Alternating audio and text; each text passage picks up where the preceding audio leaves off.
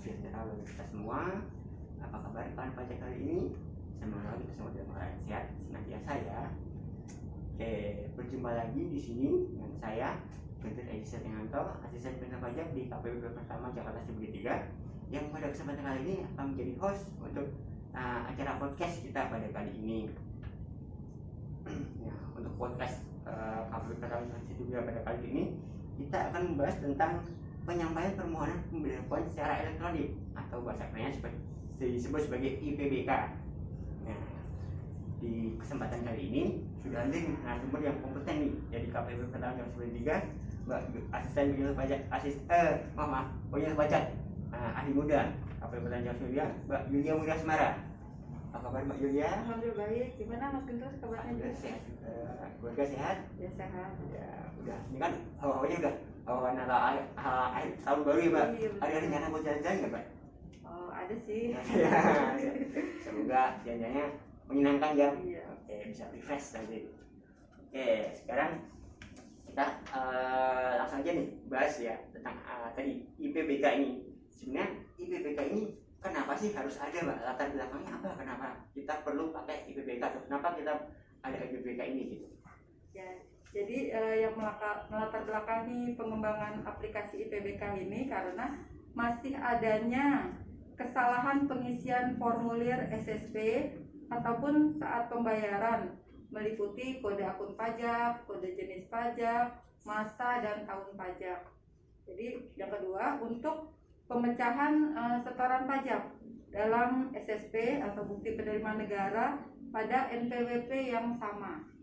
Jadi seperti itu ya latar belakang yang mendasari terbitnya IPBK, karena masih banyaknya terdapat kesalahan dalam pembuatan SSP atau bukti penerimaan pajak itu. Jadi intinya IPBK ini hadir untuk mengakomodir wajib pajak yang dia mengalami kesalahan dalam penyetoran pajak ataupun dia ingin memecahkan setoran pajaknya, seperti itu ya Mbak Yulia ya. Oke, tapi tadi kan pemindahan kita kasih ya. Tapi sebenarnya pemindahan buku itu apa sih Mbak Yulia? Jadi pemindah bukuan adalah suatu proses memindah bukukan penerimaan pajak untuk dibukukan pada penerimaan pajak yang sesuai. Ya, jadi itu misalnya bapak ibu atau kawan pajak terdapat kesalahan, maka bisa dilakukan pemindah bukuan, karena pemindah bukuan itu proses memindahkan penerimaan pajak untuk dibukukan pada penerimaan yang sesuai, yang seharusnya.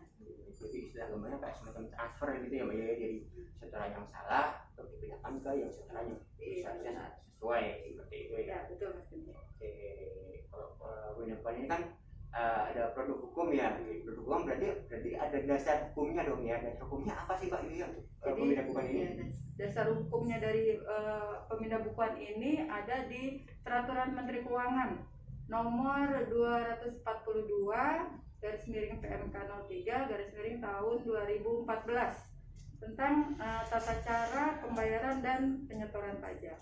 Itu dijelaskan ya tentang pemindah bukuan, jadi tata cara pembayaran dan itu ada pemindah bukuan juga ya berarti ya. Oke. Nah sekarang udah cukup jelas ya Pak pajak apa sih pemindah bukuan itu.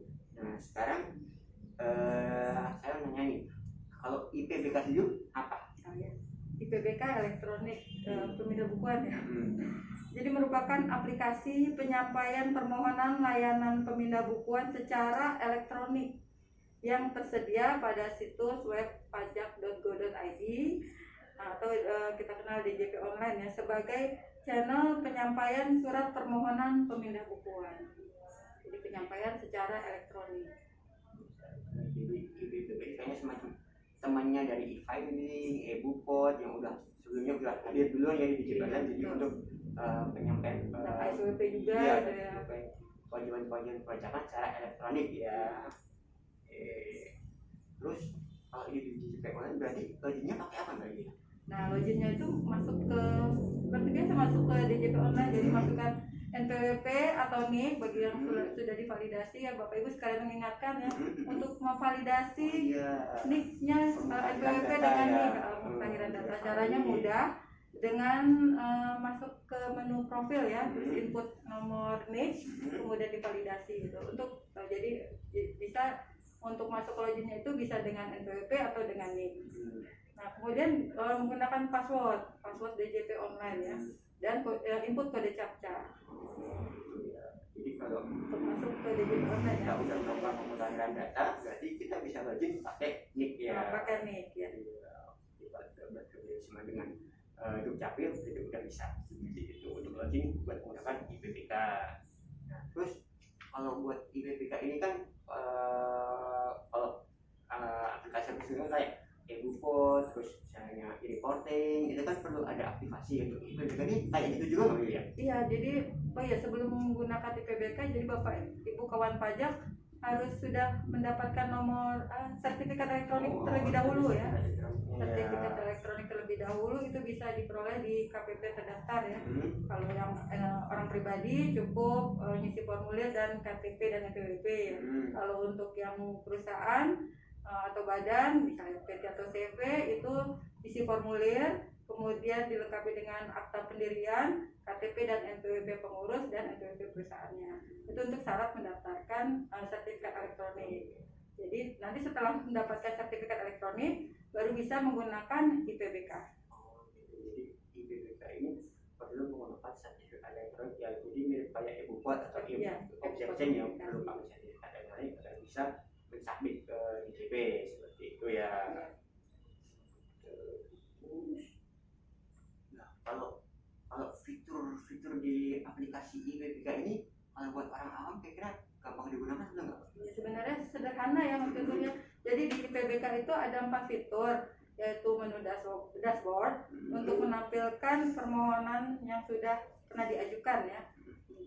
Kemudian yang kedua adalah menu permohonan. Jadi ini untuk mengajukan, jadi di sini ada formulir mengajukan permohonan pemindah bukuan. Jadi tinggal klik menu permohonan. Kemudian yang ketiga adalah monitoring ya, menu monitoring untuk memantau tindak lanjut permohonan yang telah berhasil dilakukan. Kemudian yang keempat yaitu konfirmasi, itu untuk menampilkan detail permohonan pemindah bukuan.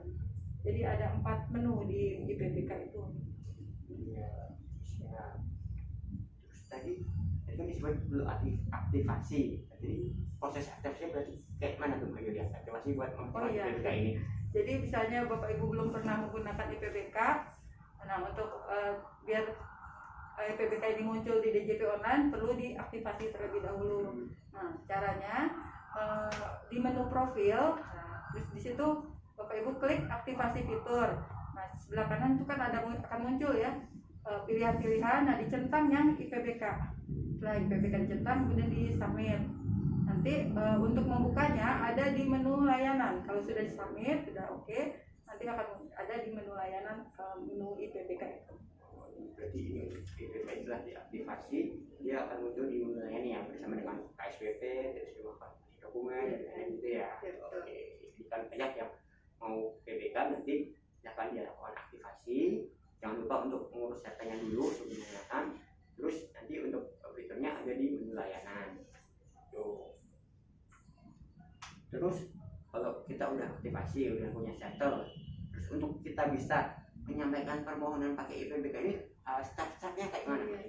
Jadi udah Bapak Ibu kawan pajak mengklik klik IPBK gitu kan. Nanti kan sebelah tadi yang sudah saya katakan muncul ada 4 menu ya. Bapak Ibu kawan pajak tinggal klik permohonan.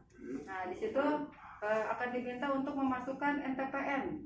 Ya, NPPN. Jadi kalau SSP atau bukti penerimaan negara yang akan dipindah bukukan, nah diinput di situ NPPN.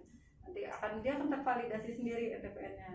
Nanti kalau NPPN-nya sudah sesuai, nanti akan diminta untuk menginput email ya, email dan nomor handphone ya, akan diminta itu. Nanti tinggal klik selanjutnya, nah, terus kemudian akan muncul ya tampilan. Nah Bapak Ibu tinggal memilih mengisi permohonan yang sesuai. Misalnya ada kesalahan dari seharusnya pasal 21 gitu ya, tapi terinput PPN ya, tinggal diklik. Jadi dari PPN kemudian klik PPH pasal 21 ya, kodenya disesuaikan ya. Kalau pasal 21 itu 411121 ya. Kalau PPN 411211. Jadi kalau bisa ada kesalahan bisa gitu ya. Nanti setelah itu, setelah Bapak Ibu mengisi formulir permohonan itu, nanti akan setelah diyakini ya, setelah input formulir PBK, setelah selesai Bapak Ibu klik simpan. Nanti disimpan akan muncul ringkasan permohonan yang telah diisi. Setelah yakin, jadi dicek lagi ya Bapak Ibu ya permohonannya. Setelah yakin kebenaran datanya, Bapak Ibu akan diminta untuk menginput paspres ya, paspres. Jadi tinggal dicari ya sertelnya disimpan di mana. Nanti setelah itu input paspresnya. Nanti setelah itu tinggal klik kirim. Mudah sekali ya. Jadi kita nggak perlu kemana-mana ya. Dari rumah saya pilih laptop atau komputer masing-masing, terus input, udah bisa melakukan data PP. Terus itu kan tadi fitur-fiturnya ada menu monitoring. Nah, itu berarti kita bisa memonitoring aja untuk pengajuan pengajuan kita. Ya, bisa dimonitoring. Jadi wajib pajak, jadi kawan pajak semua dapat memonitoring pengajuan pemindah bukuan melalui menu monitoring pada aplikasi IPBK. Jadi di situ bisa melakukan tracking ya, sampai di mana permohonannya. Jadi kalau permohonan diajukan, kemudian permohonan diproses, sampai menu cetak ya, kalau sudah disetujui ya. Oh, bisa cetak juga ya berarti dari situ ya. Iya, bisa. Terus kalau monitoring ini kan, kalau untuk permohonan IPBK ini jangka waktunya kira-kira sama nggak kayak pengajuan permohonan PBK pada umumnya? Iya, sama ya, kawan pajak semua. Jadi permohonan PBK ini akan diproses dalam waktu 21 hari. Sama ya kayak biasa ya, cuman kalau mengajukan ke lewat IPBK ini mungkin bisa cepat ya, soalnya kan kita nggak perlu ke KPP, nggak perlu cari KPP, terus juga hasilnya juga begitu misalnya udah ada kurasinya juga langsung muncul gitu, nggak perlu ngambil KPP seperti itu ya. Terus kalau ini kan adanya IPBK ini bikin pengajuan PBK jadi gampang banget ya. Nah kalau kayak gitu pengajuan PBK secara manual yang KPP tadi sama lewat pos itu berarti udah nggak ada lagi dong? Jadi kan IPBK ini sebagai salah satu ya sarana untuk penyampaian permohonan pemindah bukuan. Jadi ya kalau yang secara manual itu masih bisa dilakukan ya, karena sekarang masih tahap awal ya, Mas Tito. Jadi ada beberapa yang tidak bisa dilakukan melalui IPBK ya, misalnya ke beda NPWP ya, beda NPWP itu juga tidak bisa. Kemudian ada misalnya sudah dilaporkan gitu ya, SSP-nya sudah digunakan, sudah pernah diinput gitu ya, itu untuk PBK juga tidak bisa gitu ya. Jadi harus secara manual ya, mengisi formulir, menyampaikan ke KPP atau melalui pos ya. Berarti karena ini mungkin masih dalam tahap awal, jadi masih perlu banyak pengembangan ya. Jadi walaupun SSP yang masih free ya, masih kosong, yang memang terjadi kesalahan jadi belum dilaporkan, itu bisa dilakukan dengan IPBK. Jadi kedepannya berarti kemungkinan akan ada pengembangan untuk aplikasi IPBK ini yang biar bisa mengakomodir misalnya ke NPWP lain atau seperti apa gitu ya. Iya, ke NPWP lain atau ke utang pajak gitu ya, atau ke jenis yang kebetulan gitu ya. Itu terjawab. Misalnya kan kemarin pernah ada kawan pajak yang cerita kalau dia tuh coba submit permohonan IPBK itu, tapi ada notifikasi kalau SSP-nya atau NTP-nya udah digunakan untuk laporan SPT, padahal dia merasa dia belum menggunakan tuh, dia belum lapor tuh SPT-nya, dia bilangnya cuma baru di-input di draft di e-bukot aja. Berarti itu sudah termasuk digunakan ya? Iya, karena kan ini kan sistem ya, jadi kalau misalnya NTP-nya tuh sudah pernah dipakai di aplikasi yang lain, misalnya di e-bukot, jadi harus dihapus dulu yang di e-bukotnya. Jadi misalnya belum dilapor ya, dihapus dulu, yaitu di pembayaran, ringkasan pembayaran yang ada sertifikasi dihapus, jadi benar-benar kosong ya, baru bisa diajukan ke PBK. Jadi yang belum pernah dipakai sama sekali itu juga masih bebas ya yang dipakai ya. Jadi misalnya juga kemarin ada wajib pajak yang sudah lapor ya di buku notifikasi dengan menggunakan SSP tersebut, ternyata salah kemudian melakukan pembetulan, nah itu nggak bisa menggunakan IPBK gitu. Pembetulan misalnya menjadi lebih bayar gitu ya, kemudian minta di IPBK, melalui IPBK itu nggak bisa. Jadi kalau yang kasus-kasus seperti itu ngajuannya manual ya Mas Tutur ya. KPP ya Berarti ngisi formulir, disampaikan ke KPP atau melalui pos. Oke, siap. Kalau secara dikasih ya berarti untuk IPBK ini berarti memang benar-benar harus untuk sementara aja masih di Ya untuk sementara aja ya Mas Tutur ya, masih dalam pengembangan ya, tahap awal. Jadi kalau bisa saya ringkas di aplikasi IPBK ini ada salah satu alternatif di DJP online bagi wajib pajak yang dia memiliki kemudahan untuk melakukan pembetulan terkait dengan saran pajaknya. Jadi dia saran pajaknya sesuai dengan kewajiban perpajakannya gitu ya. Terus ini karena ini kemudahan jadi bisa dilakukan di mana saja, kapan saja gitu ya di DJP online. Jadi kalau ada kawan pajak yang ingin menggunakan IPBK ini silahkan digunakan ya, silahkan dimanfaatkan fasilitas dari DJP ini untuk melaksanakan kewajiban perpajakannya seperti itu. Oke, sepertinya udah cukup ya pembahasan IPBK. Terima kasih sekali penjelasan-penjelasannya sangat insightful buat saya juga buat kawan pajak semua. Dan apa sih IPBK ini? Semoga dari podcast ini dapat membawa manfaat bagi kawan pajak semua ya. Betul Pak Tutur. Jadi bagi kawan pajak yang memang terdapat kesalahan SSB ya, kesalahan penginputan, itu bisa menggunakan memanfaatkan aplikasi IPBK ini. Jadi itu tidak perlu ke kantor ya, bisa langsung kemudian tinggal menunggu hasilnya. Siap. Oke. Terima kasih Mbak Yuda sudah meluangkan waktu untuk hadir di podcast kita pada sore hari ini, dan semoga kita bertemu lagi di kesempatan berikutnya. Demikian kawan pajak semua, podcast kami mengetahui Jakarta juga pada sore hari ini. Sampai berjumpa di podcast selanjutnya.